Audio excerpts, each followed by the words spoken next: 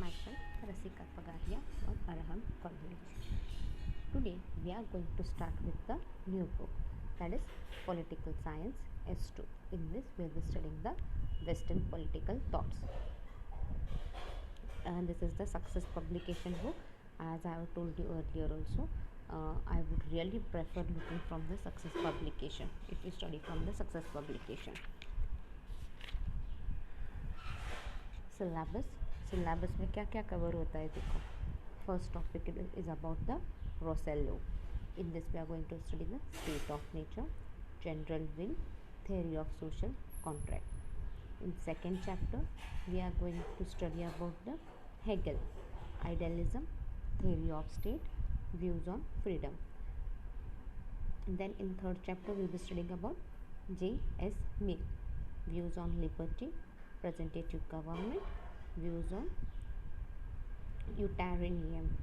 Then fourth chapter is about Karl Marx. It is about the historical materialism, class struggle, theory of state and revolution. See, index में उन्होंने दिया है. First topic is all about Jean-Jacques Rousseau. In this we are going to study the life and work of Rousseau, state of nature and view on human nature, then theory general will, theory of social contract, then G.W.F. Hegel. In this we will be studying about the life and work of Hegel, Hegel's idealism, theory of state, view on freedom and philosophy of dialectics. Then John Stuart Mill. In this we will study the life and work of Mill, view on liberty, representative government, view on utilitarianism. Then fourth is Karl Marx, life and work of Marx, dialectical materialism, historical materialism, theory of class struggle, theory of state and revolution. Let's begin with the first chapter, Jean-Jacques Rousseau. See, first point would be the life and work of Rousseau. Second, state of nature and view on human nature. Third point would be theory general will, and fourth point will be the theory of social contract. Introduction. Jean-Jacques Rousseau, 28th June 1712 till 2nd July 1778. See, he was born on 28th June 1712 and his life was finished on 2nd July 1778. He was a francophone Genevan philosopher, writer and a composer of the 18th century. See, Jean Rousseau, ये कहता है he was a writer and composer of the 18th century. 18th century का वो writer और composer था. His political philosophy influenced the Enlightenment in France and across Europe, as well as aspect of the French Revolution and the overall development of modern political and educational thought. See, अब क्या बोल रहे हैं? His political philosophy. अभी ये जो jeans की जो पॉलिटिकल फिलोसॉफी थी उससे क्या हुआ, एनलाइटमेंट इन उससे बहुत से लोग इन्फ्लुएंस हुआ. बहुत ज़्यादा इन्फ्लुएंस कहाँ पे हुआ? फ्रांस में हुआ और फिर across Europe, as well as aspect of the French revolution and the overall development of modern political and educational thought.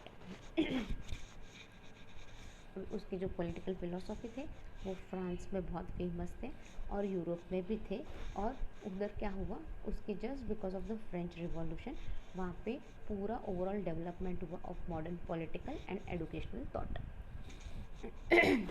Sorry, Rousseau's novel Emile or on education is a treatise on the education of the whole person for citizenship. So, रॉसेलो ने जो novel लिखा था, हाँ, या फिर educational treaties जो बनाई थी, उससे क्या हुआ, बहुत से लोगों को होल ऑफ फॉर सिटीजनशिप, वो लोगों को एक सिटीजनशिप की भावना देती थी. His sentimental novel Julia or the New Heloise was of importance to the development of pre-romanticism and romanticism in fiction. See, his sentimental novel, उनकी जो sentimental novel थी जूलिया और द न्यू हेरोइस वो एक यह थी, ये एक इम्पॉर्टेंट थी उस वक्त for the two the development of pre romanticism and romanticism in fiction. Rousseau's autobiographical writers, his conventions which initiated the modern autobiography and his reveries of a solitary walker exemplified the late 18th century movement known as the Age of Sensibility and the feature an increased focus on subjectivity and introspection that later characterized modern writing. See, अभी जो उन्होंने रॉसली को जो autobiography writing था, उन्होंने जो autobiographical बहुत से राइटिंग्स लिखे हैं उसमें क्या था, उधर उसने बहुत ज़्यादा मॉडर्न वर्क दिखाया है, राइट, जो 18th सेंचुरी में बहुत इम्पोर्टेंट रोल प्ले किया है. और उस 18th सेंचुरी में they have known, it came to be known as the age of sensibility. And उन्होंने बहुत ज़्यादा ना फोकस सब्जेक्टिविटी और हेट्रो इंस्पेक्शन पे डाला है. His discourse on inequality and the social contracts are cornerstone in modern political and social thought. यहाँ पे क्या बोला है उन्होंने, जो इनइक्वालिटी, सोशल कॉन्ट्रैक्ट था, उस पे बारे में वो बहुत लिखते थे, लेकिन उनको ये इनइक्वालिटी वगैरह जो है वो सब उनको पसंद नहीं था. During the period of French revolution, Rousseau was the most popular of the philosophies among member of the Jacobin Club. जब ये फ्रेंच रेवोल्यूशन का पीरियड था तो उसी वक्त के ये जीन्स रसोलू थे, राइट, उसी पीरियड का ये राइटर वगैरह थे वो. तो जब फ्रेंच रेवोल्यूशन का टाइम था तो रसोलू क्या था, बहुत पॉपुलर फिलोसॉफिकर बने और वो जैकोबिन क्लब था उसके ये जाने माने मेंबर बने.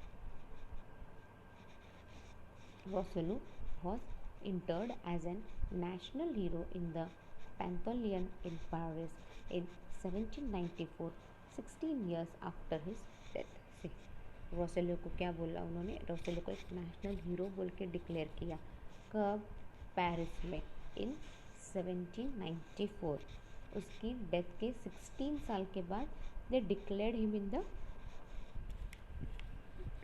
Declare him as a national hero. मतलब देखो, जब जिंदा था तब तो नेशनल हीरो बोल के डिक्लेयर नहीं किया, हाँ, बट मरने के बाद ज़रूर उसको नेशनल हीरो बोल के डिक्लेयर किया. क्या फ़ायदा, जिंदा था तब तो उसके काम की इतनी इम्पोर्टेंस, जब जिंदा रहता तब उसको नेशनल हीरो डिक्लेयर करते. How proud he would have been. After his 16 years of his death they declared him. Good. Life and work of रोसेलो.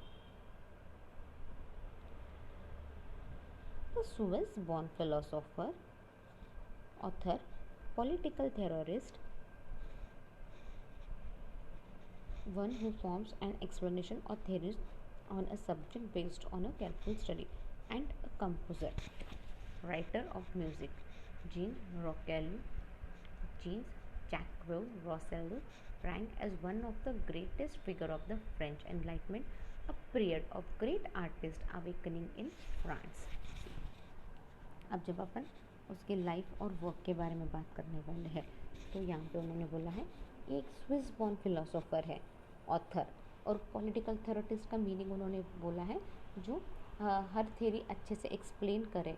और थेरी एक्सप्लेन करना यानी क्या, अच्छे से पूरा उस थेरी में पूरा डीपली स्टडी करने के बाद ही केम टू सम कंक्लूजन और फिर वो थेरी लोगों को बोल के एक्सप्लेन करना है, उसको बोलते हैं पॉलिटिकल थेरोरिस्ट. एंड कंपोज़र, कंपोज़र का मीनिंग क्या है, जो म्यूज़िक वगैरह लिखता है, राइटर वगैरह, उसको अपन कंपोज़र बोल रहे हैं. जीन जैक्वेल रोसेलो ये rank as a one of the greatest figure of the French enlightenment. ये फ्रेंच एनलाइटमेंट का एक जाना माना हस्ती माना जाता है. A period of great artistic awakening in France. और ये जो रोसेलो का पीरियड था, उस पीरियड को एक अवेकनिंग इन फ्रांस के नाम पे जाना है। एक आर्टिस्टिक लाइक एक बहुत अच्छे रूप से फ्रांस को एक लाइट मिला है, फ्रांस आगे बढ़ा है यहाँ पे। First point is the life of Rousseau. Jean-Jacques Rousseau was born on 28th June 1712 in Geneva. See, अब अपन ने देखा था उसका बर्थ कब कहाँ हुआ था, राइट? सेम थिंग यहाँ बोल रहे वो लोग। सो jeans जैक्विल रोसेलो was born on 28th June 1712 in Geneva.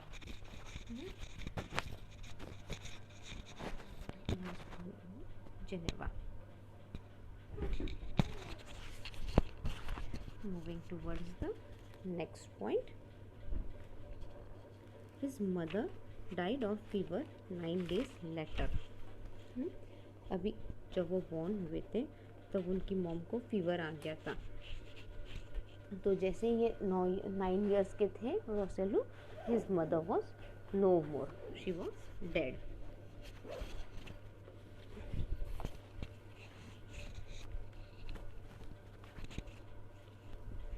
At the time, Geneva was a Calvinist state ruled in theory by democracy but in practice by a small number of wealthy families.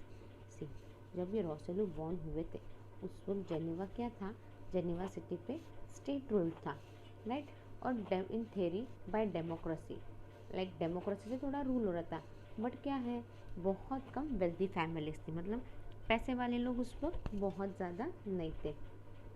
Growing up in Geneva, Rousseau would have been expose to the tensions between different ideas for a model city state.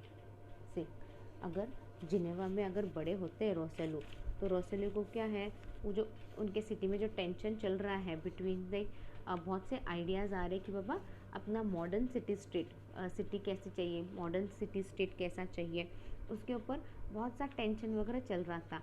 तो रोसेलो को भी उसी tension में अपने जीवन बिताना पड़ता था।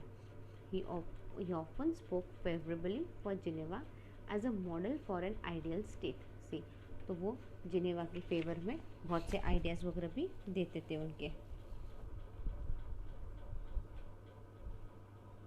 सॉरी, वो जिनेवा एक मॉडल स्टेट बनाने के लिए नए नए आइडियाज़ भी देते थे, मतलब ही ट्राइड टू कंट्रीब्यूट यार। His father was a clock maker. See, Rousseau के फादर क्या थे? क्लॉक मेकर थे, वो क्लॉक बनाते थे। But when Rousseau was 10 years old, his father was forced to leave the city, leaving Rousseau and his brother behind with relatives. See, उसके पापा, रोसेलो के पापा क्या थे? क्लॉक मेकर थे। बट जब रोसेलो 10 years के थे, उसके फादर को मजबूरी में सिटी छोड़ना पड़ा, तो रोसेलो और उसके भाई को उन्होंने किसी रिलेटिव के पास छोड़ दिया था। Rousseau gained a rudimentary education before becoming an apprentice to a notary and engraver. See, रोसेलो को थोड़ा बहुत एडुकेशन मिला, जब तक वो बड़े नहीं होते, जब तक वो थोड़े से खुद को समझना करने के काबिल नहीं होते, तब तक वो थोड़ा बहुत उनको एजुकेशन मिल रहा था। However, his apprenticeship was an unhappy one. See, जब वो रिसर्च वगैरह करते थे, स्टडी वगैरह करते थे, तो वो पीरियड उनका बहुत ज़्यादा खुशी वाला नहीं था। And after finding the gate of Geneva closed, excuse me, after finding the gate of Geneva closed after curfew, he left the city and wandered to nearby Savoy. अब देखा कि जिनेवा में अपना कुछ भी नहीं होने वाला है, जिनेवा में अपने को कुछ मिल नहीं रहा है, और कर्फ्यू की वजह से क्या है, जिनेवा में बहुत से प्रॉब्लम चल रहे थे, तो कर्फ्यू वगैरह लग गया था। तो what he decided, he left the city, और वो सैवोई, ये नियर बाई सिटी था, वहाँ पे ही वेंट देयर। तो वो अभी उधर जाके सेटल होने की ट्राई कर रहे हैं। Convention at Catholicism. After leaving Geneva, Rousseau was fortunate to come under the guidance of Francois Louis de Warnes, aged 29, a Catholic noblewoman of Protestant background. अब जिनेवा तो वो छोड़ा है, अब वो मजबूरी में छोड़ा, कैसे छोड़ा, खुशी से छोड़ा, वॉट एवर द मैटर में भी, but he left the Geneva. Rousseau किसी के गाइडेंस में आ गए. चलो अच्छी बात है, उनको किसी का गाइडेंस तो मिल गया. हाँ, किसका गाइडेंस मिला उनको? फ्रैंकोइसी लुइसी दे वारेंस, इनका गाइडेंस मिला. उनका एज क्या था? 29. ये कौन थे? ये कैथोलिक नोबल वुमेन थे of Protestant background. See, she was a noble women, a Catholic noble women of Protestant background. De Warnes was a formidable character, cheating her husband out of money to become an angleton for converting young Protestant men to Catholics. See, ये क्या थे? मतलब D वॉर्नेस क्या थे? ये एक बहुत strong character थी. उसने अपने हस्बैंड को धोखा दिया पैसों के लिए. और क्या वो क्या चाहती थी? ये जो यंग जनरेशन थे वो क्या करे? वो कैथोलिक बन जाए. जो प्रोटेस्टेंट मैन वगैरह थे, यंग प्रोटेस्टेंट मैन थे, उनको वो कैथोलिक बनाना चाहती थी. उसका इरादा इतना ही था. She had a gorgeous nature, a great entertainer, love of music. मतलब उसका नेचर भी है ना, बहुत ऐसे अलग था. मतलब बहुत सी कलाएँ उसमें थी. क्या क्या थी? She was a great entertainer, वो बहुत अच्छी एंटरटेनर थी. लाइक लोगों को कैसे एंटरटेन करना, क्या करना, वो अच्छे से जानती थी. लवर ऑफ म्यूज़िक, म्यूज़िक बहुत पसंद था. Literature and a profligated splendour. For a time de Warens and Rousseau also became lover. See, de Warens और रोसेलो कुछ टाइम इनका अफेयर भी चला. With the backing of de Warens, Rousseau became well versed in philosophy, music, mathematician and other subjects. See, अभी ये D वार्नेस ने क्या किया? रोसेलो को बहुत मदद की. तो रोसेलो क्या बन गया? वो एक अच्छा फिलोसोफर बन गया, एक म्यूजिशियन बन गया अच्छा सा, एक मैथमेटिशियन और एक कुछ अदर सब्जेक्ट्स भी उसमें वो माहिर बन गए. इन 1739 रोसेलो came into an inheritance and moved to Lyon before moving to Paris in 1742. See, Rousseau came into an inheritance and moved to Lyon. अभी ये कहाँ पे? सैवरी से वो लॉयन गए. पेरिस जाने से पहले वो लॉयन गए. That was in 1742. In 1745 he met Thérèse Levasseur, a laundry maid. See, अभी 1747 में क्या हुआ? ही मेट थेरेसी लेवरसू, ये एक लॉन्ड्री मेड थी.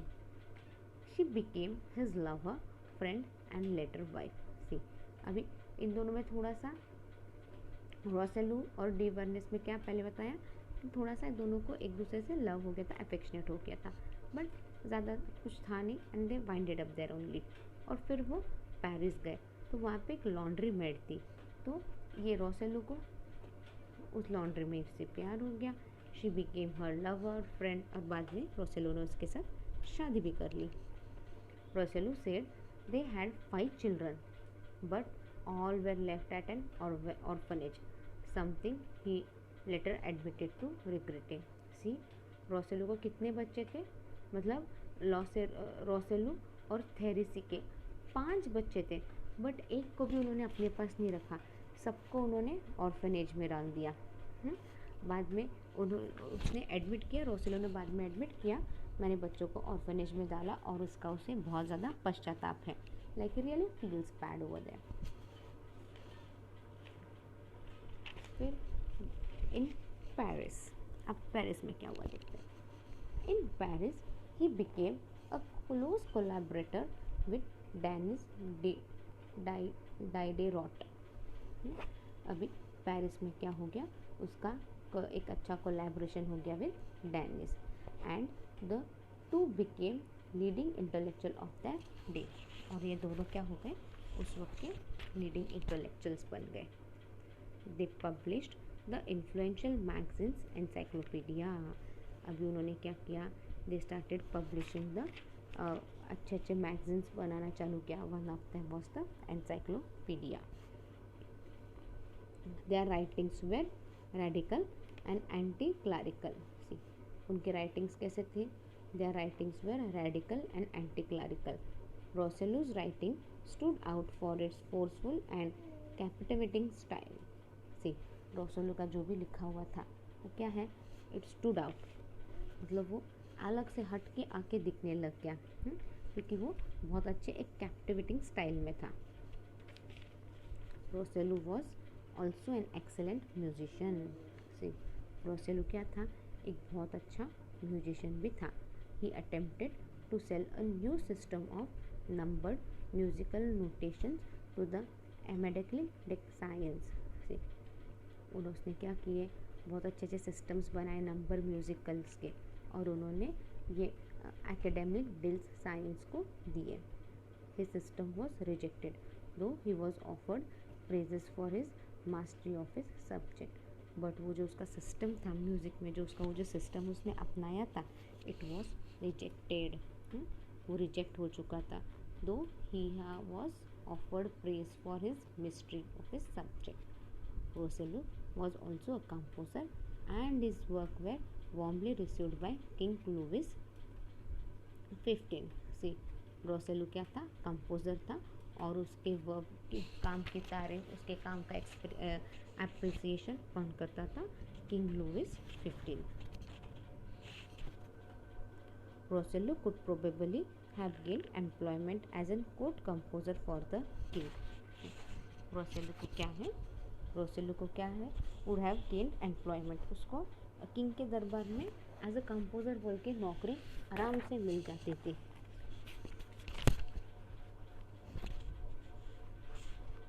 But he increasingly felt the barrenness of worldly life. But उसको क्या था, बाहर की दुनिया देखनी थी, बाहर की दुनिया में रहना था, बाहर की दुनिया जीतनी थी.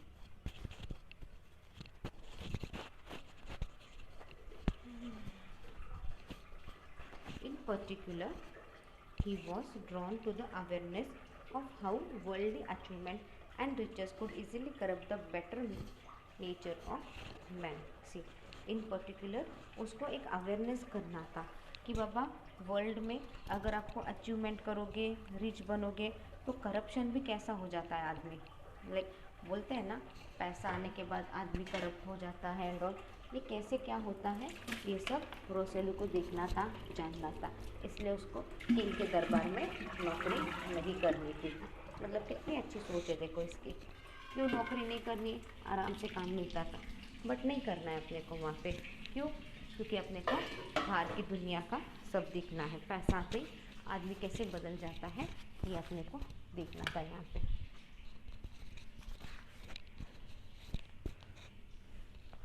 This could have been partly due to Calvinistic upbringing. अभी ये क्यों उसका नेचर ऐसे हुआ, क्योंकि उसका अपब्रिंगिंग अच्छे से नहीं हुआ ना. जब छोटे थे तभी मॉम छोड़ के चली गई, 10 साल की थी तब डैड छोड़ के चले गए, उसी वजह से. But also the visible evidence of the stark inequality in modern French society. और फिर क्या देखा उन्होंने कि बाबा इनइक्वालिटी भी देखी इन मॉडर्न फ्रेंच सोसाइटी में. His friend Diderot was imprisoned for his anti clerical writing and this galvanised him further to consider philosophical question. अभी उनका जो फ्रेंड था उसको इम्प्रिजन, उसको जेल में डाल दिया था. क्यों, उन्होंने एंटी क्लरिकल राइटिंग लिखा इसके लिए. तो वो उनको बिल्कुल अच्छा नहीं लगा और उन्होंने फिलोसॉफिकल क्वेश्चंस भी रेज किए.